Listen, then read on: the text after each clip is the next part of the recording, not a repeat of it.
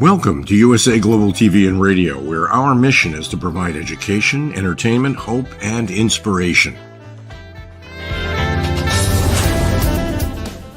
USA Global TV and Radio connects you with experts and audiences all around the world every single day to help you succeed in business and to live a richer life. Visit us at usaglobaltv.com to learn about career and life-changing training and mentoring programs like the Listening Mentor. Subscribe to our newsletter to stay informed about our special programs and offers. Discover how you can become a guest on one of our shows or a host or producer of a USA Global TV and Radio show of your very own. That's USA Global TV and Radio, where the doctor is always in.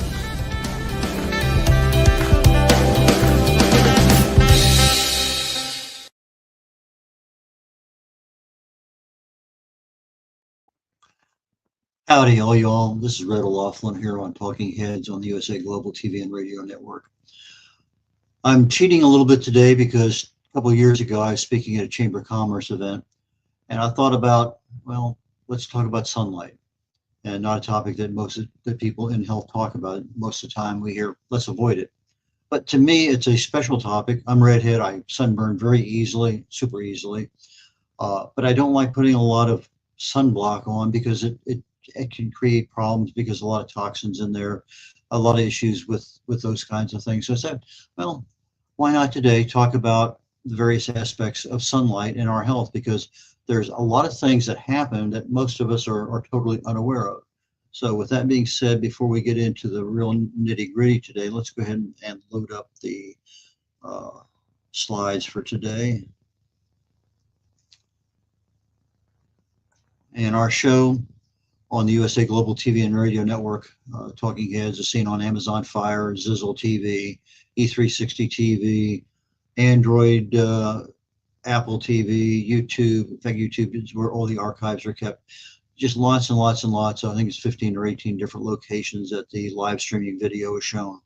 And there's another half a dozen to or more that the audio version is found on various places throughout the digital world. So with that being said, let me jump over to my disclaimer. I'm a researcher. Never been in the medical field, never been in the pharmaceutical field. My first degree was in chemistry. I have 5 academic degrees, none of them in the same area. So in other words, my second degree was nothing to do with chemistry, third degree, nothing to do with the first 2. Also, I have 7 professional certifications. Some of those are in similar fields, but that's because of the businesses I was working in at the time. I'm a retired Navy captain, 31 years in the military, been to 61 countries. But what I do nowadays is I'm a researcher. I research the human body at the cellular level. I look for cause and effect relationships. Treat a cause, fix a problem. You treat the symptoms, and you'll always be treating symptoms. But the cause is still there, and it may actually get worse, but you're treating the symptoms and you'll never know. So it's really, really important that you understand what's going on in order to make sure that the treatment is being done properly. I've been back and forth to the eye doctor a couple times here recently, and it's interesting. He's one of the first doctors that, okay, we're going to stop everything and add one thing at a time until we find out what's causing I have a red eye problem here for the last month. And I really truly agree with that. There's something causing it. We know that whatever it is, we don't know exactly. So let's just go ahead and try eliminating things. Anyway, been married 56 years, a couple of kids, 3 grandkids, and our first great grandson will be a year next month. Best-selling author, 8 books, independent publisher, distinguished Toastmaster. I've written over 1,000 original content articles on LinkedIn. And as always, the information I'm presenting today is for awareness and educational purposes. Okay, that being said, essentially today, literally almost no change from last week, less than a quarter pound gain in weight, no change on anything except until you get down to the basal metabolic rate. It went up a couple, went down a couple anyway. So literally no change. I think last week I was 1621, so I went up 2 from last week on the basal metabolic rate on the kilocalories, but essentially no change from last week, even though there may be a change from the original start date a month ago. Not too concerned because I am getting my habits established, and it's not the first of the year. I'm not looking at February coming here shortly, and I haven't done anything. So from an accountability perspective, yeah, I'm behind. But Thanksgiving was good. First Christmas party was good. Got a Christmas party, military luncheon tomorrow, Christmas party there later on. Got another. Anyway, Christmas and Thanksgiving kind of a bad time of the year to start. So I'm making progress. I'm happy, and continue on. Okay, sunlight and health. Dr. Eric Berg and Dr. Roger Seholt have a lot of information on YouTube, more than it's almost impossible to digest. And they talk about sunshine as radiation from the sun and the primary formation of 2 things, vitamin D3 and melatonin. And actually, you can go in there and just be amazed and wowed at what's there. And I'm going to try my best today to cover that. But as we look at sunshine, we have 3 different frequencies of the ultraviolet. We have 3 different frequencies of the infrared, and we have the visible light. But what we're going to be looking at as sunlight, it hits our skin. A lot of things happen. I have to have cholesterol in order to make vitamin D3. So what happens? The first thing is that sunlight hits our skin, and the cholesterol works with the sunlight, activates, and creates a thing called 7-dehydro,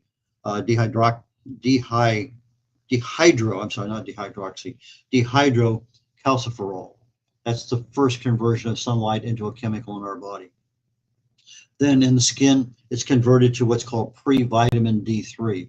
We now have the continuation of that cholesterol working with the sunlight, and then it's finally converted to what it's called vitamin D3, but it's not in a biological form. And so it has to go into the liver. So the bloodstream takes it, sends it to the liver, and it's basically going from a cholecalciferol format in it's being almost biologically activated. You're having a hydroxy radical. It's basically a hydrogen and oxygen added at space number 25 on that long chain of carbons. And it's 25 hydroxy vitamin D3. But that's not it. It's almost there. It has to go to the kidneys next.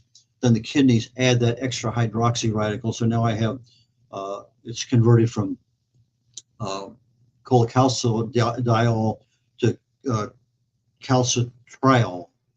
And that is your 1,25 dihydroxy vitamin D3. That is the active form in the body that vitamin D3 just goes out and does all sorts of good things with. So your serotonin levels go up, your mood goes up, melatonin goes down because it's sunlight. We don't make melatonin per se. We do, and I'm going to talk about that, but from the standard that when darkness occurs in our pineal gland basically produces melatonin. That's what we hear about most of the time. We're going to cover a little bit about how sunlight also makes melatonin during the day. But depending on your age, your skin color, the heat, the humidity, how sick you are, how much UV radiation's out there at the same time. Between 10 and 2, you have a lot of UV. Before 10 o'clock and after 2 o'clock, not so much. Lots of things are there. So if I have, let's say that I'm laying out in my bathing suit alongside of the pool, it's a nice summer day, my skin is very white. I'll probably in 30 minutes make 50,000 international units of the vitamin D3. Easy, because my white skin actually provides a massive amount of cholesterol and everything else to make that happen. If I had a little bit more tanned skin, maybe in 30 minutes, maybe 20,000.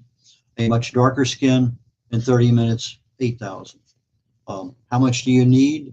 Well, if you look at the authorities and what they say, about 800, and I don't understand why they came up with that. I think it was, my personal opinion is, it was a long time ago before they actually had a lot of data. To me, I take 10,000 a day during the summer, and I take 20,000 a day if I use a vitamin D3 in the wintertime. If I'm outside in the sun working a lot in the yard, I'll kind of back off a little bit.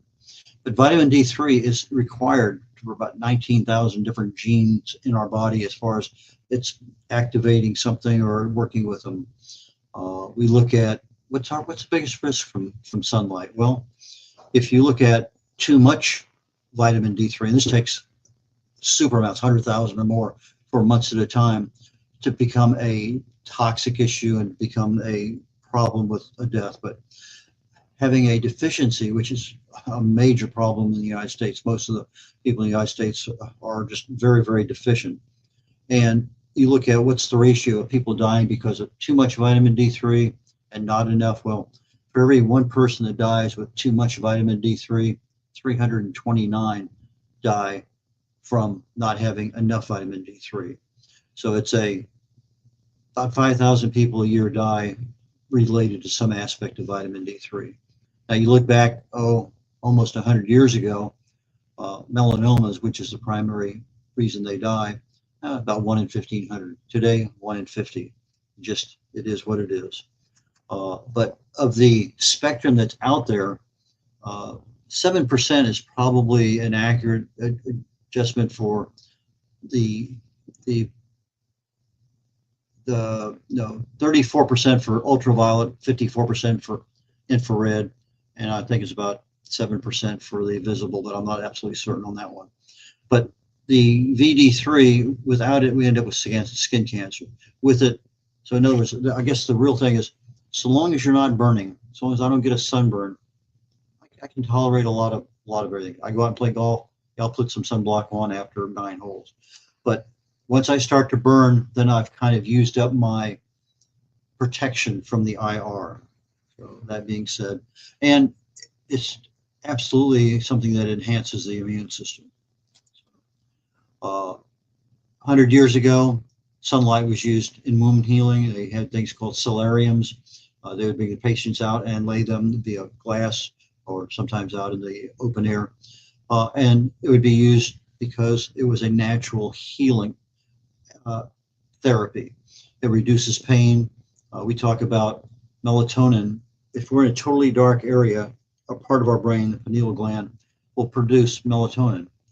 But it only produces, and I'll talk about this a little bit later, about 5%.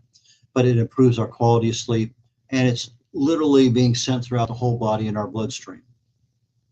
But in the daytime, melatonin is now created by sunlight, the IR, near infrared, the lowest level of frequency on the infrared. And it is subcellular. It's inside the cells working on the mitochondria. Super critical in that regard. So as I said, at nighttime, about 5% in the body is actually being used. Now, if you're in an area where there's a lot of lights where you're sleeping, you're not wearing a mask, your 5% is going to decrease because light of any kind is going to affect the level of melatonin production. However, in the daytime, the subcellular is an amazing amount. It actually goes through our brain, the IR radiation, goes into our spinal column, goes into our spinal fluid, gets sent throughout the whole body, goes to every cell, and it basically works with the mitochondrial aspects of our body inside the cells to improve our enzyme network, to reduce free radical damage, to reduce oxidative stress. It's basically a major protective mechanism for the cells. And if you start looking at the different kinds of diseases that are caused by some aspect of melatonin not protecting the cells, you're looking at think 17 different kinds of cancer that they're aware of, metabolic underlying causes, cardiovascular, diabetes, all sorts of things out there. A lot of free radical damage. We've talked about in the past that 95% of all diseases starts at the cellular level with free radical damage, progressing into oxidative stress, progressing into DNA that's mutated that our immune system can't fix. So a lot of areas there that are a concern. Okay. One of the things they notice with people with dementia, primarily Alzheimer's, is that there's a term, sundowner's syndrome, that during the day with sunlight, they're compliant, they have their symptoms, but you start getting towards sunset, and all of a sudden the irritability of almost half of the people with dementia increases because of the IR is not available anymore now. If you have incandescent lighting inside, you have candles going inside, that reduces that sundowner's syndrome. But in reality, if there's a way, and there's actually a lot of different ways, they have lights that will simulate sunrise, they'll have lights that simulate all sorts of things. IR therapy, red light therapy, near infrared therapy, lots of things in there. But the IR, because it's so effective, I think it goes down about 8 centimeters into the body. It penetrates our hats, our gloves, our shirts, pants, everything. So whatever you're wearing, you're getting it. Not only is it coming from the sun, but it's bouncing off the dirt, it's bouncing off the grass, it's bouncing off the buildings. So the IR is there, a lot of places for it. But if you happen to have or entering into a dementia aspect of life, then that's something that, okay, they get more irritable at night. Maybe that's because of the IR. That might be something you talk to your doctor about. Okay, what hurts us with regard to near infrared deficiency? Well, most of our windows nowadays, they call low E. I didn't really know what it was years ago when they replaced my windows in my home, but it's low E. And what it does is it reduces the infrared and UV light coming through so that the inside of the house is not near as hot.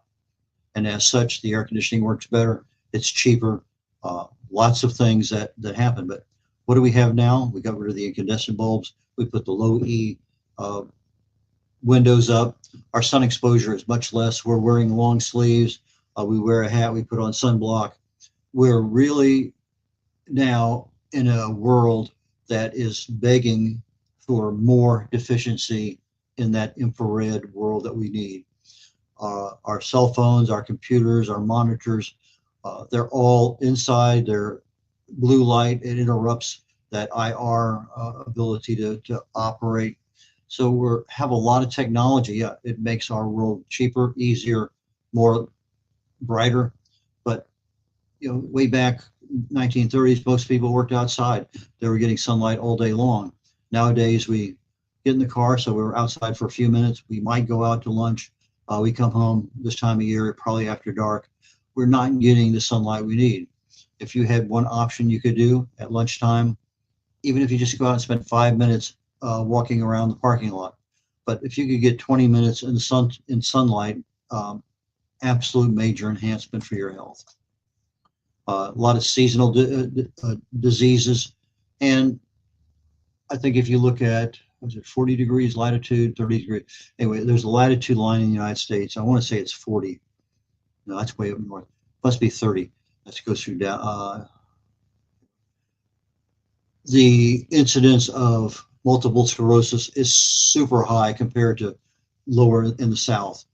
So your latitude of where you're at, the time of the year, summer, winter, the color of your skin, the ability of your liver to process things, your age, your sex, your gender, all things affect your ability to convert sunlight into vitamin D3. So you're seeing an increase nowadays more, as I said, 329 to 1, the number of people who die each year because of vitamin D3 deficiency. How much is needed? Well, it depends, because if I look at my house and I'm have lights on incandescent if I can find them. I might get what they call 50 lux, LUX. That's the range for that. Let me see if I have it here. I think it was 50. Yeah, 50 lux inside the house. I walk outside and the lux is about 100,000. So inside to outside, you're looking at a massive amount of difference between what's available indoors and what you can get outdoors. So, walk around the parking lot for 10 minutes, stand outside in the sunshine.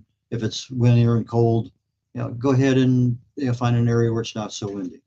But it's a major help for the body when you can get that vitamin D3 into the body.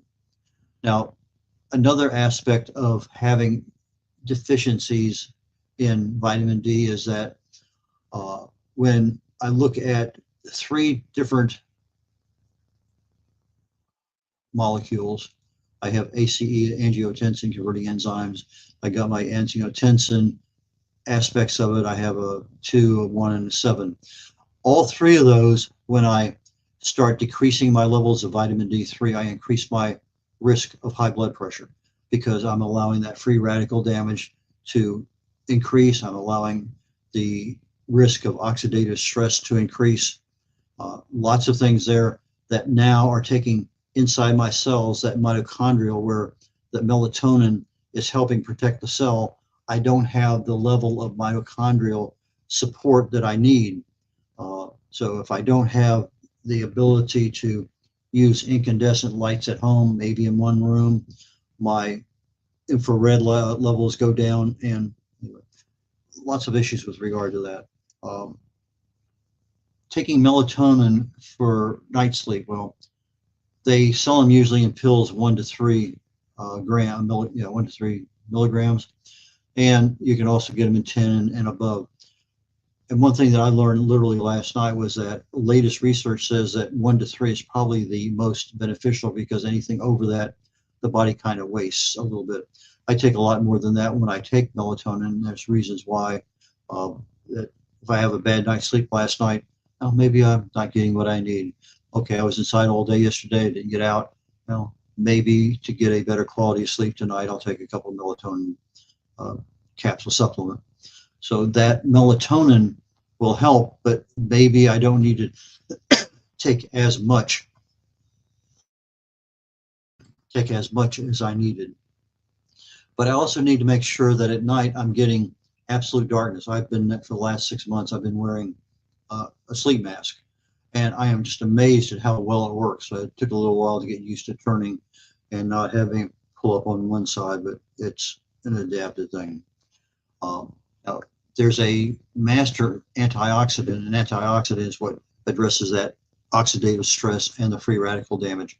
And all the different foods we eat, each one, blueberries has a different one than orange juice. Each molecule is different. Each one has a different aspect of protecting the body, dissipating, canceling, reducing the free radical damage, which ends up as inflammation. So if we are able to cancel out the free radical damage, we stop the oxidative stress. If I can stop that, then other things can happen. Well, most of the literature says that glutathione is the master antioxidant. Well, I used to think that another one in the brain, because it had the ability to regenerate so many times, was a better antioxidant, and plus the fact that it worked on the brain. And by the way, almost half of the brain is cholesterol. So if you're having a cholesterol problem and you're taking drugs to get rid of it, potential issue there. A lot of side effects from statin drugs. But if I'm looking at glutathione, one of the precursors of glutathione is you have to have melatonin. And so you have melatonin is going to ramp up the production of glutathione. And it, in and of itself, it's an amazing, it's at least according to the researchers I've been looking at, they've changed their mind. Glutathione is a very absolute good antioxidant, but melatonin is better. And so where do you get melatonin at? When you sleep in total darkness and when you're out in sunlight during the day and not burning. So that's super critical. The 2 different forms of melatonin, one that we make in our brain, it goes throughout the whole body. The other one is the one that we make inside our cells. Seeing if I have any other notes that I want to cover before I get too far. So, boom, boom, boom, boom, boom.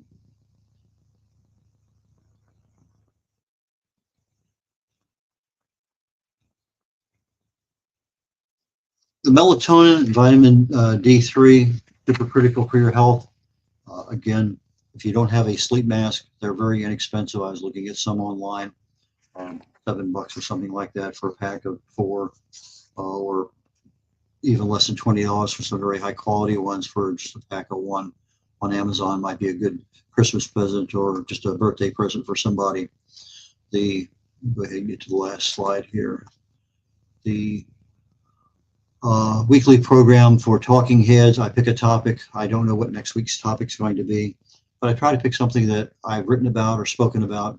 Today's topic, I spoke at, like I say, Chamber of Commerce meeting in February 2022.